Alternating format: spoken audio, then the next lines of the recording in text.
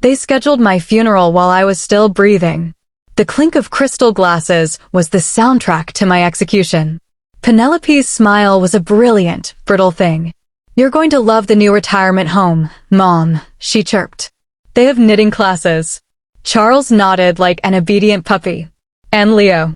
I could see the calculations behind his eyes. I kept my smile placid. It sounds wonderful. But inside, a fundamental chord snapped. They had chosen the most elegant restaurant in the city for this charade. The tablecloth was starched white linen. It was a perfectly curated stage for an emotional assassination. "Mom," Charles began, his face etched in false concern. "We know you've been a little confused lately." He wore the suit I bought for his graduation. Now it was a shroud for my independence. Confused. The word was a stiletto. I had orchestrated those memory lapses a test. The answer sat across from me in the emerald dress I'd gifted her. "Dr. Miller says it's for the best," Leo lied, avoiding my gaze. "A controlled environment. Activities for people your age. People my age." As if 72 made me obsolete. As if my life's work now meant nothing. "The knitting is therapeutic," Penelope added, her cold fingers patting my hand. "You can make useful things." Useful things. The irony was a bitter pill. While they carved up my empire, I'd weave loops in a room smelling of disinfectant. "When would this happen?" I asked, my voice a calm lake. "Tomorrow," Charles answered, too quickly. "It's all arranged. You just need to sign a few papers." "And my properties?" I asked. The silence was suffocating. They exchanged glances, greedy children caught stealing. "Don't you worry," Leo finally said. "We'll handle everything." "It's too much responsibility for you." Too much responsibility. The empire I'd built was suddenly beyond my grasp. That night, I pretended to take the sleeping pills Penelope gave me. I spat them into a tissue. I needed my mind sharp. The show was over. The war was beginning. They thought I was sedated, a harmless old woman lost in dreams. But I was wide awake, listening as my children gathered to auction off my life. And the number I heard them whisper would become the weapon I'd use to destroy them. At 11 p.m., their hushed, excited voices floated down the hall. They thought I was unconscious. A fatal error. "The beach house is worth at least $300,000, Charles whispered, rustling papers on my oak table, where I'd signed my first contract 40 years ago. "And the downtown condo, another $200,000, Leo added. "Not to mention the bank investments." "We need to move fast," Penelope murmured, the pop of a champagne cork like a gunshot. "Before she realizes." Leo's laugh was ugly. "Realizes?" "She asked me the time 3 times yesterday." A lie. A test they had failed. "Look at this," Penelope said, waving a paper I knew was my will. "Once she's in the home, we argue mental incompetence. The lawyer is prepped. $400,000 for the main house," Charles calculated, scribbling. $300K for the beach house, $200,000 for the condo. Investments are another $600,000. Almost $1.5 million total. $1.5 million, the fruit of a lifetime, calculated down to the cent. "And the best part," Leo said, smug, "is that she has no idea what it's really worth." They had no idea who they were dealing with. They saw a frail old woman. Not the mind that tracked every stock, every property value, every morning. They didn't know about the secret I'd kept for 30 years. At 5 a.m., while they slept off their greed, I dressed in my finest black pantsuit. I packed a single suitcase, passport, hidden jewelry, the key to a safe deposit box in another city. A box that held their ruin. The taxi arrived silently. At the airport, I bought a one-way ticket to a coastal town they'd never heard of. As the plane lifted off, I remembered my mother's warning. "Margaret, never trust anyone completely. Not even your own children. Blood can turn to poison, but your dignity is yours forever." She was right. If you're enjoying this story of betrayal and revenge, please show your support by hitting that like button. It truly helps the channel. Now, back to the story. The plane landed in Seabrook Shores, Florida. The salt air was a familiar slap. This was where it all began. The taxi stopped in front of a weathered yellow house. "This the place, ma'am?" the driver asked. "Looks empty."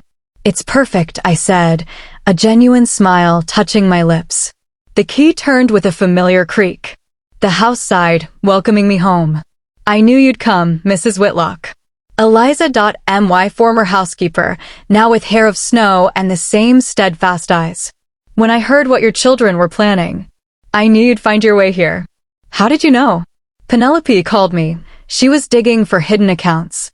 Eliza smiled grimly. "She asked the one person who knew all your secrets and got nothing." Her expression darkened. "But there's more." She led me to a small office, to a safe embedded in the wall. "The combination is still the same. You're Richard's birthday." My hands trembled as I dialed the numbers. Inside were deeds, bank books, a different will, and a thick folder marked HC, Hope Center. "Your dream," Eliza whispered.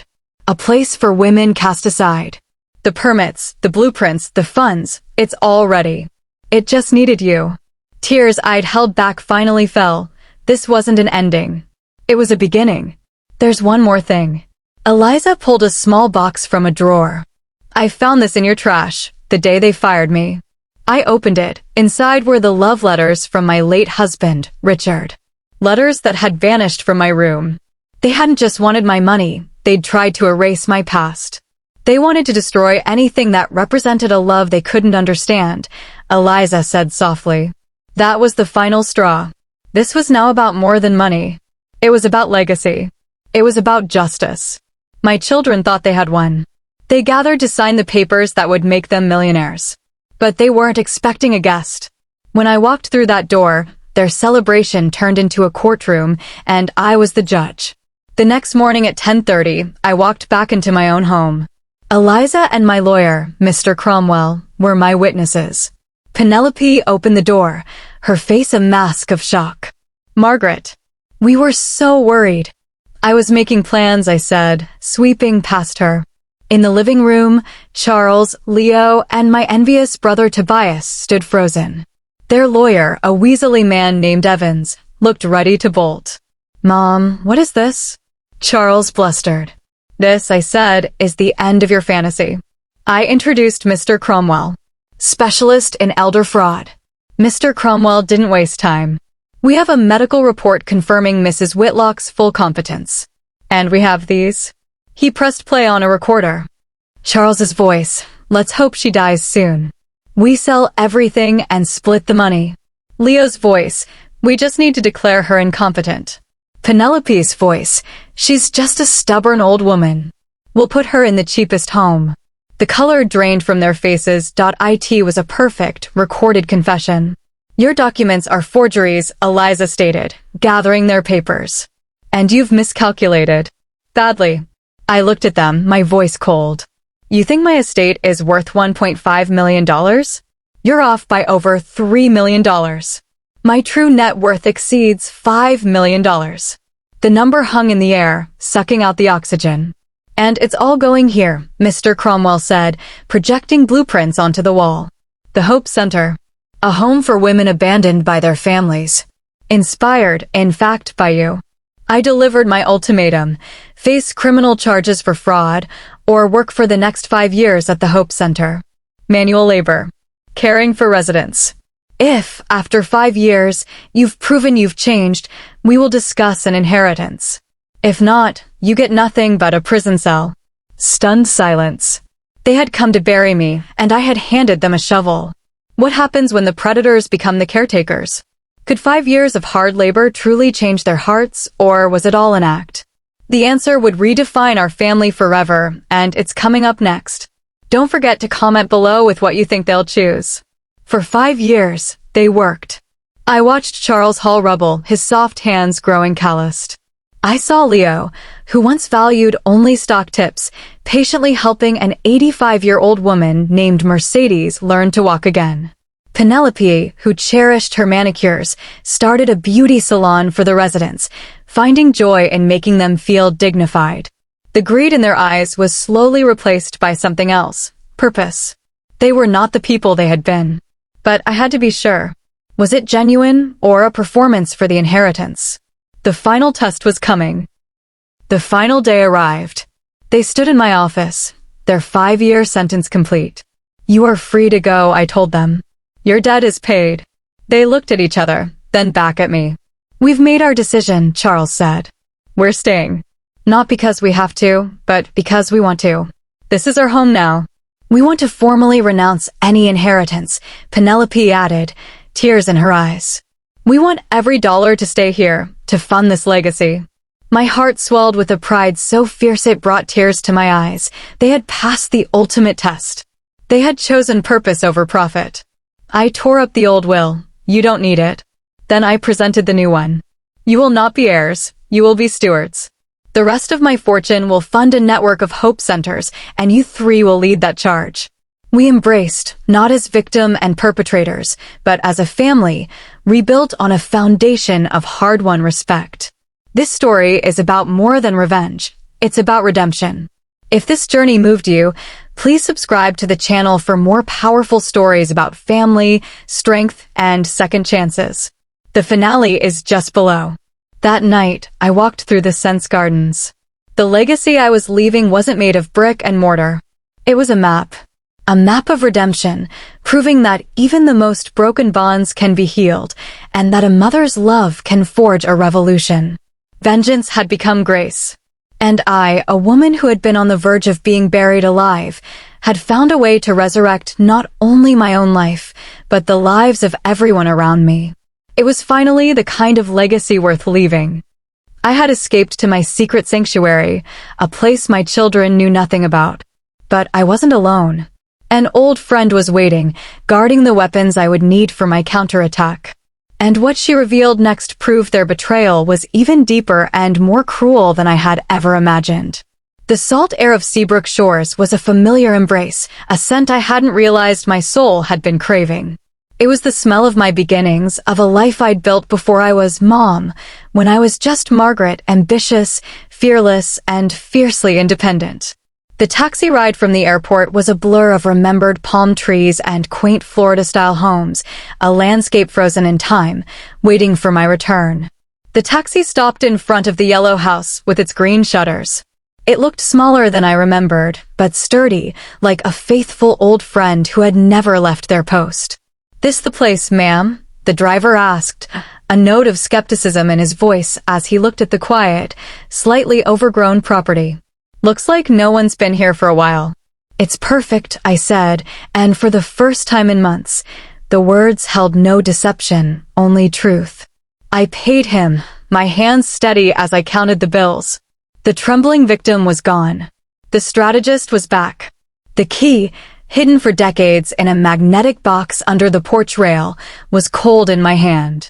It turned with a low, resonant creak, a sound that wasn't a complaint, but a welcome. The door opened into a dim, still space.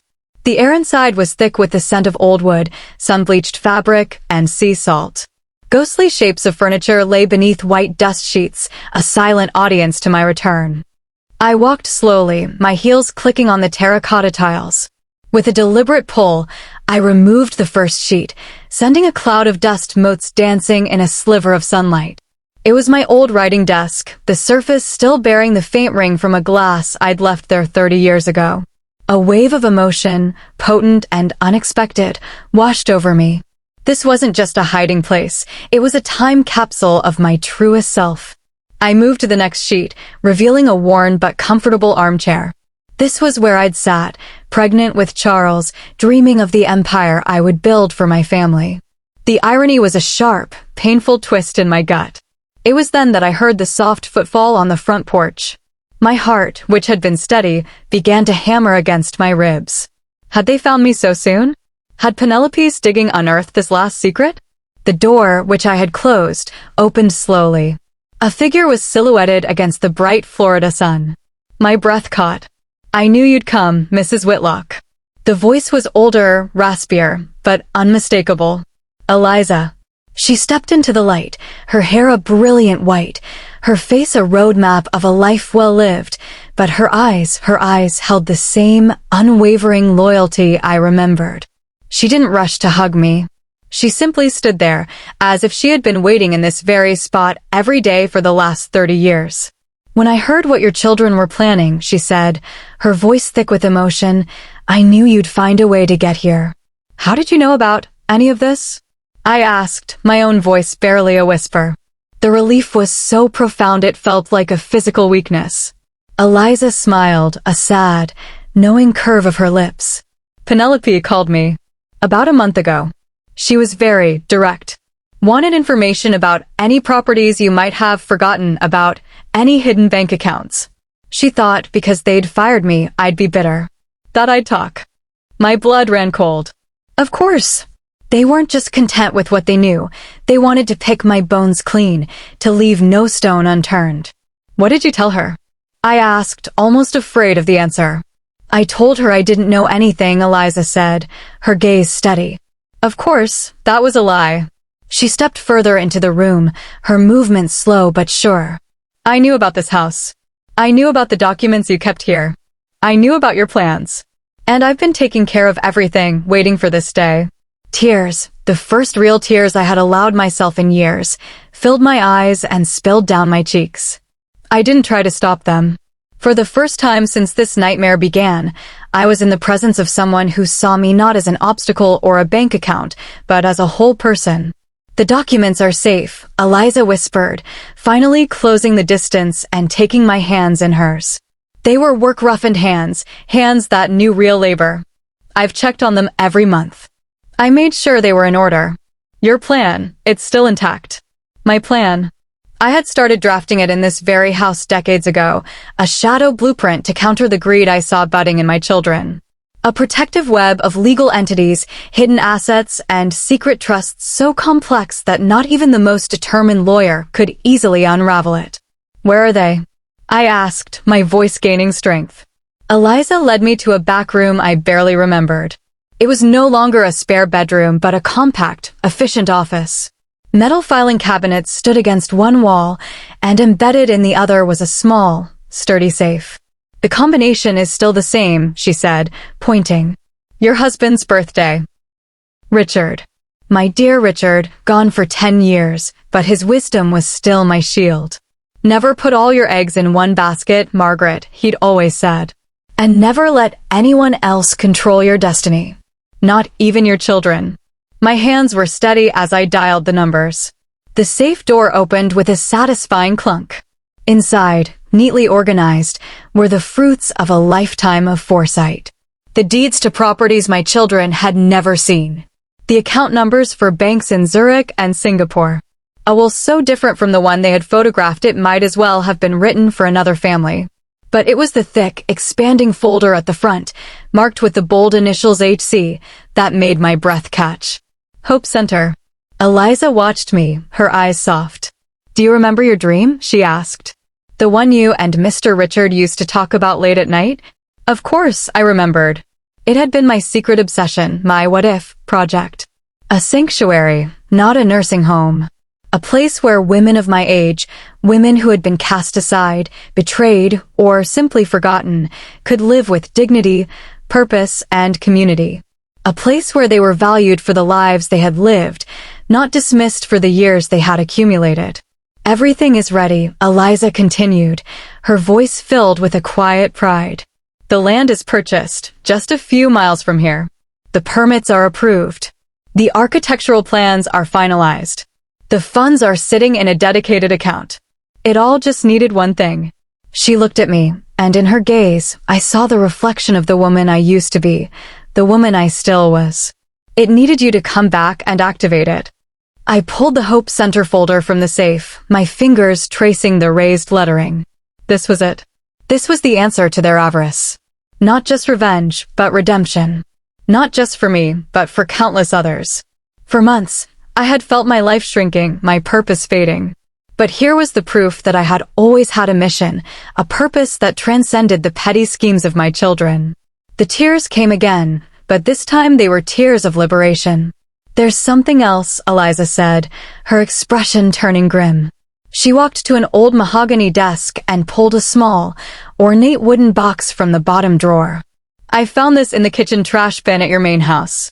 The day they let me go. She handed me the box. It felt heavy, though I knew its contents were light. I lifted the lid. and my heart stopped. Inside, carefully preserved, were all the letters. The love letters Richard had written to me during our whirlwind courtship, when every day apart felt like an eternity. Dozens of them, tied with a faded blue ribbon. The paper was yellowed, his handwriting a familiar, comforting scrawl. I brought one to my nose, and though the scent of his cologne had long since faded, my memory supplied it, a faint whisper of sandalwood and trust. These letters had been my most treasured possessions. They had mysteriously disappeared from my bedside table a month before the retirement home dinner. I had torn my room apart, blaming my own confusion. I had grieved their loss as a second death. And they had been in the trash, treated like garbage. They threw them away, Eliza whispered, her voice trembling with a rage that mirrored my own. The day they decided you were no longer competent, they went through your room and threw your love stories in the trash. The cold, calculated cruelty of it took my breath away. This wasn't just about money anymore. This was an attempt to erase my past, to invalidate my greatest love, to strip me of my very history. They weren't just trying to take my future, they were trying to destroy my past. I clutched the letters to my chest, the paper crinkling against my silk blouse. The last vestiges of any doubt, any lingering maternal guilt, evaporated. They had crossed a line that could not be uncrossed. "There's one more person you need to call," Eliza said, pulling a modern cell phone from her apron pocket. "Mr. Cromwell has been waiting. He calls me every week to check if you've arrived." Mr. Cromwell. My secret weapon. The lawyer I had hired 5 years ago, paid from accounts my children could never find, for exactly this contingency. I took the phone, its cool plastic a stark contrast to the warmth of Richard's letters. My children had underestimated me. They saw a helpless old woman. They didn't see a CEO. They didn't see a strategist. They didn't see a fighter. It was time to show them. If you're invested in Margaret's fight for justice, show your support by hitting the like button and subscribing to the channel. Your engagement helps bring more stories like this to light. Now, back to the battle. I dialed the number I had memorized years ago. He answered on the second ring. "Margaret." His voice was calm, relieved. "I knew you'd call today. Are you ready to begin?" I looked at Eliza, then at the Hope Center plans, and finally at the love letters held safe in my hand. I was no longer the victim in their narrative. I was the author of my own. "More than ready, Mr. Cromwell," I said, my voice clear and sharp as glass. "It's time to remind my children who I really am." The confessions had been my insurance policy. A series of recordings made over the last year, where I gently steered conversations, and my children, emboldened by their own certainty, had openly admitted their plans. Their own words would be the nails in their coffins. "I'll arrive at 10:30, I said, my voice steady. "Let them get comfortable. Let them feel the victory in their grasp." I walked the last block alone, my heels striking the pavement with the finality of a judge's gavel. It was surreal to approach my own home as enemy territory, but that was what they had made it. The Queen was returning to a castle occupied by traitors. I rang my own doorbell. The symbolism was not lost on me.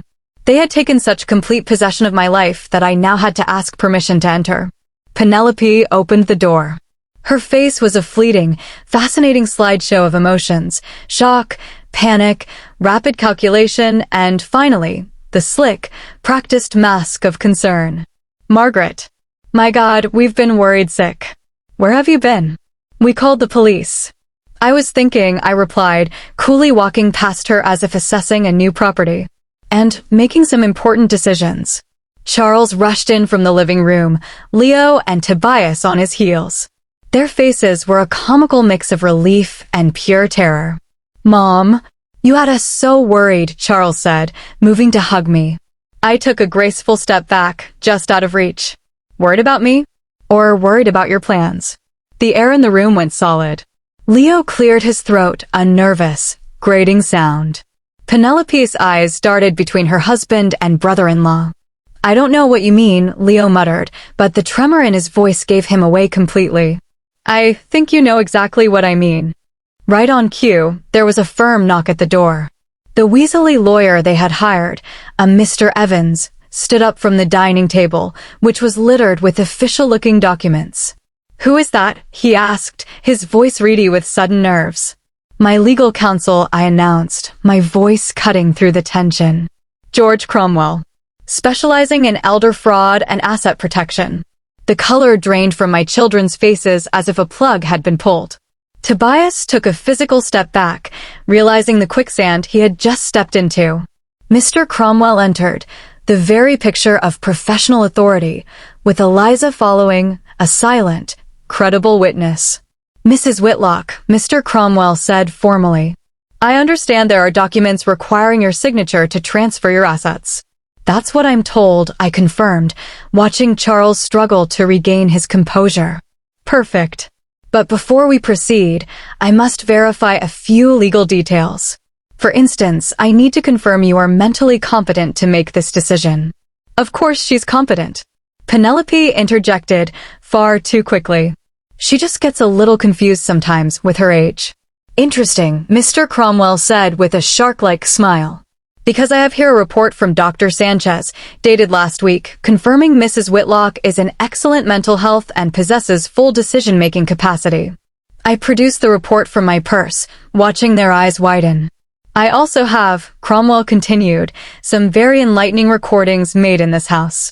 He placed a digital recorder on the table and pressed play. Charles's voice, clear and cold. "Let's just hope she dies soon. I'm tired of pretending I care. We sell everything and split the money." Leo's voice, "All we need is to get her declared incompetent. After that, it's easy." Penelope's voice, dripping with disdain, "She's just a stubborn old woman. If she doesn't cooperate, we'll put her in the cheapest home we can find." The silence that followed was tomb-like. Charles looked like he might be sick. Leo seemed to shrink into his chair. "Those are out of context." Charles stammered, but the fight had left him. "Out of context?" Mr. Cromwell chuckled humorlessly.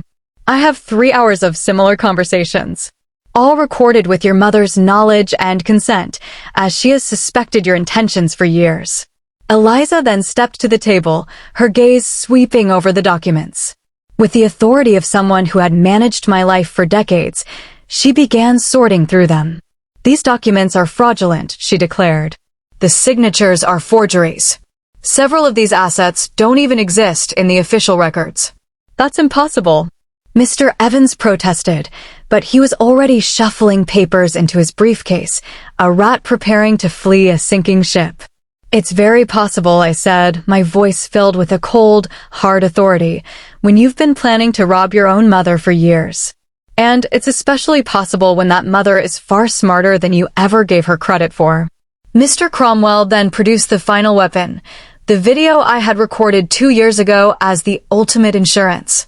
"Now," I said, taking my seat at the head of my own dining table, the CEO reclaiming her boardroom, "it's time to talk about the consequences." I had them cornered. Their lies were exposed, their forgery revealed. But I wasn't finished. I was about to reveal the true scale of their miscalculation and deliver an ultimatum so shocking it would leave them with an impossible choice. "The real numbers are going to stun you. Asterisk, asterisk. Sit down." The command left no room for argument. Charles, Leo, and Penelope sank into their chairs like scolded schoolchildren. Tobias remained standing, a ghost at the feast. First, I began, pacing slowly before them. "Let's talk about real numbers.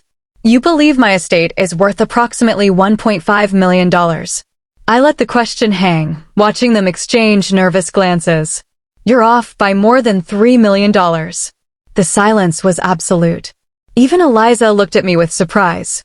"My true net worth," I continued, savoring the dawning horror on their faces, "including the properties you know nothing about, the international investments, and the businesses I've managed discreetly for decades, exceeds $5 million. Penelope gasped, her hand flying to her mouth. Charles gripped the arms of his chair, his knuckles white. "5 million? Leo whispered, his voice cracking. 5.2 million, to be exact, I clarified. Money you thought you could steal while I was locked away making tablecloths." Mr. Cromwell opened his laptop and projected a detailed financial summary onto the wall. The numbers appeared, one after another, a relentless barrage of their ignorance and my success. The main house, the beach property, the condo, and then the slides they never expected. 2 Miami condos. A small hotel in Key West. Growth funds. Shares in tech startups. Swiss and Panamanian bank accounts. How? Charles managed, the single word choked. How did a senile old woman manage this without you noticing? I finished for him. Very simply. You underestimated your mother. Eliza stepped forward, placing another folder on the table. There are also the businesses Mrs. Whitlock has been running. A real estate consultancy. 2 investment firms. And the project that matters most to her. What project? Penelope asked, her voice strangled. This I announced as Mr. Cromwell changed the slide to a stunning architectural rendering. The Hope Center. A residential complex for women who have been abandoned by families like yours. I explained it all. The land, the permits, the mission. And you, my dear children, have just become the primary inspiration for this project. Every time you treated me as a burden, I added another service. Thanks to you, it will be the best of its kind in the country. Tobias finally found his voice. Margaret, I didn't know. I thought this was a family meeting. I know, Tobias. That's why you're not in legal trouble. But I pointed to my 3 children, are facing the full consequences. Mr. Cromwell took over. Attempted defrauding of a senior citizen. Forgery. Conspiracy. We're looking at multiple federal charges carrying several years in prison. You can't do this to us. We're your family. Charles exploded, standing up. Exactly, I replied, my voice icy. You are my children. And that makes your betrayal infinitely more painful and more unforgivable. I walked up to him, forcing him to meet my gaze. I gave you an $80,000 education. A $50,000 down payment. I forgave a $30,000 loan. I gave you 45 years of love. And this is my repayment. I turned to Leo. I paid $100,000 for your son's medical bills. $40,000 for your divorce. I gave you a home. And this is my repayment. I faced Penelope. I welcomed you as a daughter. I defended you. I included you in my will. And this is my repayment. Tears streamed down my face, but they were not tears of weakness. They were tears of a lifetime of love, finally purged. But there is a way, I said, watching hope, desperate and pathetic, flicker in their eyes. What way? Charles begged. You work to deserve it, I said. The Hope Center needs staff. If you can prove, over the next 5 years, that you truly care about something more than money, that you understand the damage you've caused, then we can talk about an inheritance. 5 years. Leo muttered, horrified. 5 years working at the Hope Center. 5 years proving you can value people. 5 years proving you deserve to be called my children. And if we refuse? Penelope asked defiantly. Mr. Cromwell smiled. Then I file the criminal charges immediately, and you lose any inheritance forever. The choice was before them. Justice with a chance of redemption, or pride leading to ruin. What would you choose? Prison or redemption? Let me know your thoughts in the comments below. Your engagement helps this channel grow. They chose the hard path. For 5 years, my children hauled rubble, cleaned floors, and cared for the women they once would have deemed useless. I watched them change, but I had to know, was it genuine or just the performance of a lifetime to secure their fortune? The final test was coming, and the answer would redefine our family forever. 4.5 years had passed. The Hope Center was no longer a blueprint. It was a living, breathing community. The air hummed with the sound of laughter, conversation, and the quiet peace of lives being lived with dignity. I walked through the gardens they had helped plant, past residents painting in the sun-drenched studio and others participating in a lively book club discussion. Good morning, Mrs. Whitlock, called Alice, an 80-year-old former librarian who now ran our oral history project. We've just recorded our 50th life story. This place is a miracle, I said, and I meant it. I found Charles in the commercial kitchen, his brow furrowed in concentration as he piped delicate pink frosting roses onto a birthday cake. His hands, once soft and used only for signing checks, were now calloused, but moved with a surprising gentleness. 90 roses for 90 years, he murmured, not looking up. Carmen will love it. She will, I agreed, my heart swelling at the sight. The man who had once calculated my death in dollars was now counting frosting flowers for a woman he'd come to love as a surrogate grandmother. In the physical therapy room, I saw Leo on a mat, his hand supporting the back of an 85-year-old woman named Mercedes. One more step, Mercedes. You can do it. You're so strong. His voice was filled with a genuine encouragement I'd never heard him use before his own family. When she took 3 shaky steps without his aid, the look of pure, unadulterated joy on his face was transformative. Penelope had created the Dignity Salon, a place where residents could get their hair styled and receive gentle manicures adapted for arthritic hands. I watched her massaging lotion into the gnarled fingers of a former professor, her touch tender, her attention complete. The woman who had valued designer labels now found her worth in the smile of a resident who felt beautiful again. They were not the people they had been. The greed had been sanded away, replaced by empathy. The entitlement had been broken down and rebuilt into a desire to serve. But the question haunted me, was it real? Or was this the most elaborate, long-con performance of their lives, all for the promised inheritance at the end of their sentence? Mr. Cromwell met with me for our monthly review. Your assessment, he asked. They've changed in ways I didn't think possible, I admitted. But the true test comes when the obligation ends. The final day is in 6 months, he noted. Once they are free to leave, their true character will be revealed. Anyone can act when they have a gun to their head. True change is revealed when the gun is put away. Precisely, I said. If they leave, I'll know it was all an act. If they stay, then I'll know I've finally gotten my children back. The final 6 months passed in a blur of activity and quiet observation. I saw Charles studying nonprofit management in the evenings.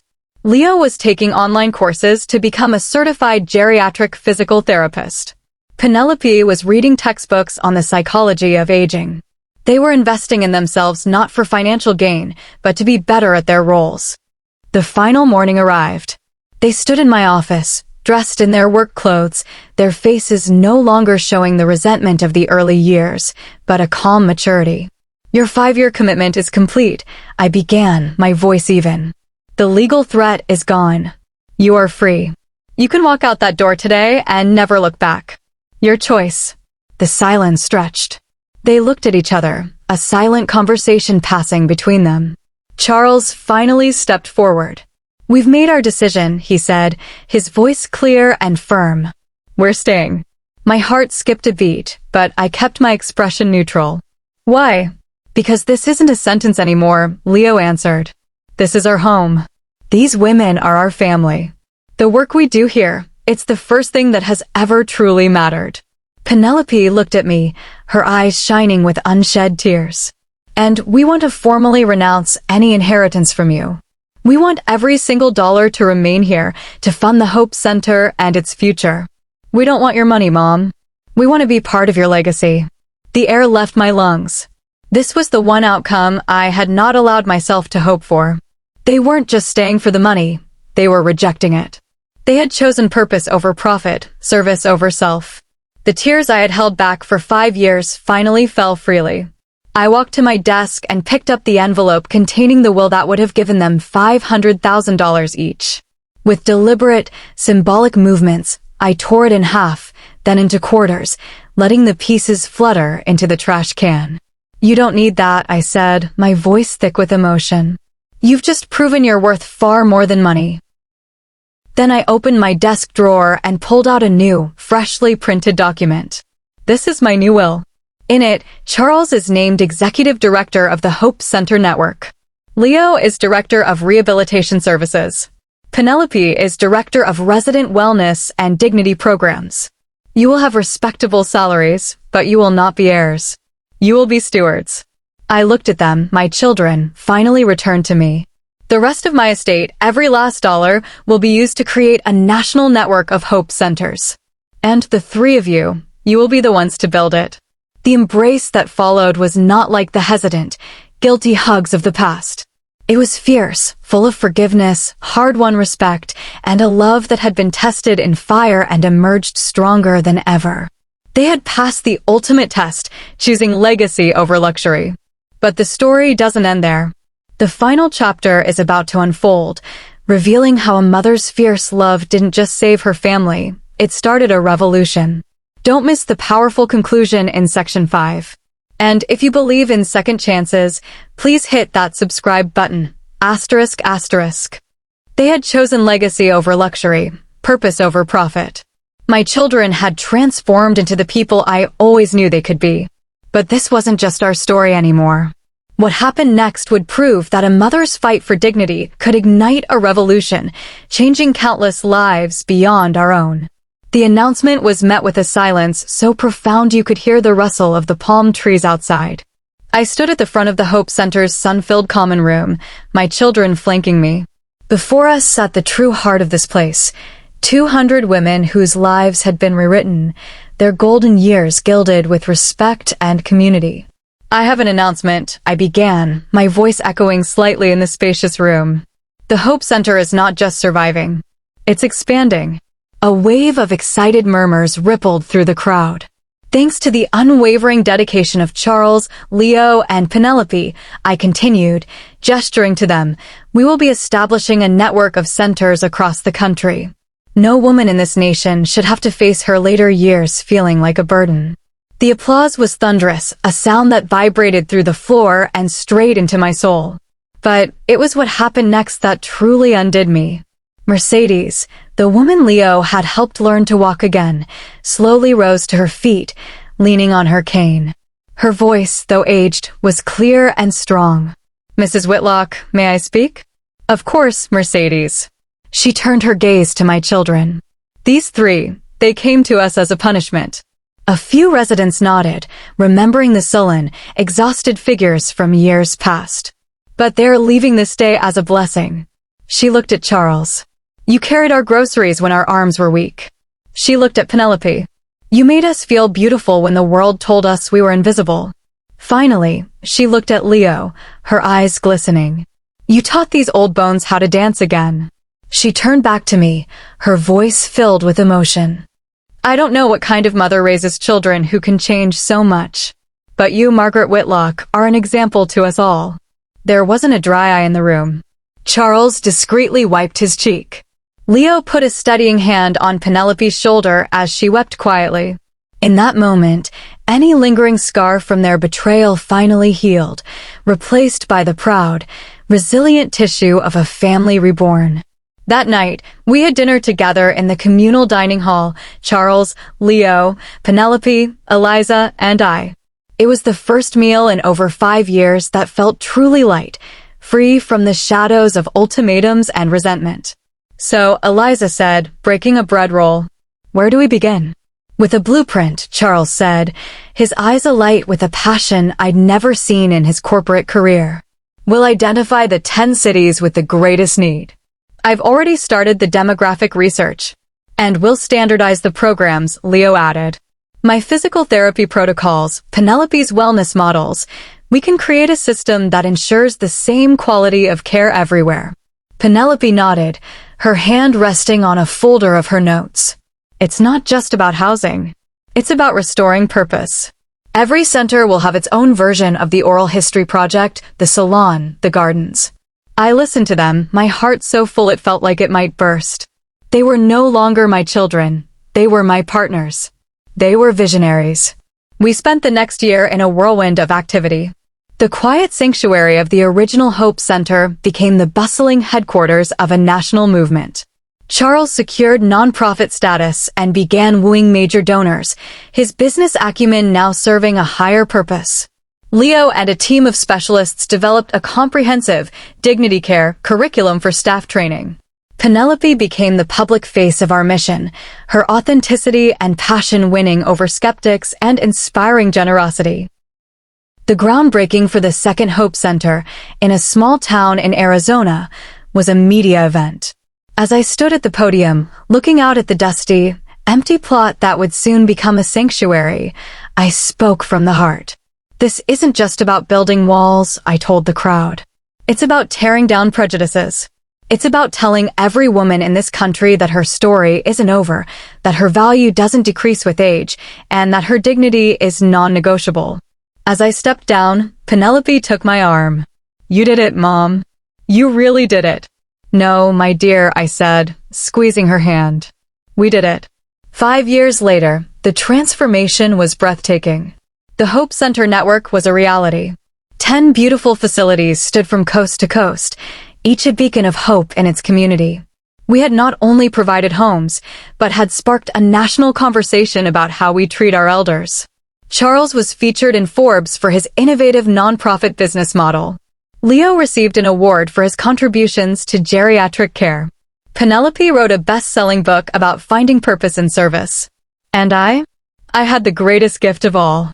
I was sitting in the garden of the original center, watching a group of new residents, women who had just arrived, their faces etched with the fear and uncertainty I once knew so well. I saw Charles kneel beside a woman in a wheelchair, listening intently as she spoke. I saw Leo leading a gentle stretching class, his voice calm and encouraging. I saw Penelope laughing with a group of women in the salon, a tray of nail polish between them. Eliza joined me, handing me a cup of tea. "You look peaceful," she said. "I am," I replied, and it was the profound truth. The frantic energy of building, of fighting, of fearing had settled into a deep, abiding contentment. My legacy was no longer a number in a bank account or a list of properties. It was alive. It was in the laughter echoing from the art studio. It was in the determined steps of a woman taking her first unaided walk in years. It was in the eyes of my children who had found their souls in the service of others. The vengeance I had once craved had long since melted away, replaced by a grace I never knew I possessed. The woman who had been led to an elegant execution was now a queen of a different, more meaningful kingdom. The mother who had been betrayed had not just forgiven her children, she had guided them to become their best selves. I had gone to Seabrook Shores to plan a war. I ended up building a world. And in that world, I found not just justice, but peace. This story proves that it's never too late for a new beginning, and that even the deepest betrayals can lead to the most beautiful redemptions. If this journey of Margaret and her family moved you, if it made you believe in second chances, then please subscribe to the channel and ring the notification bell. Your support helps us tell more powerful stories about resilience, family, and the strength of the human spirit. Let us know in the comments, what did Margaret's story teach you? Thank you for watching.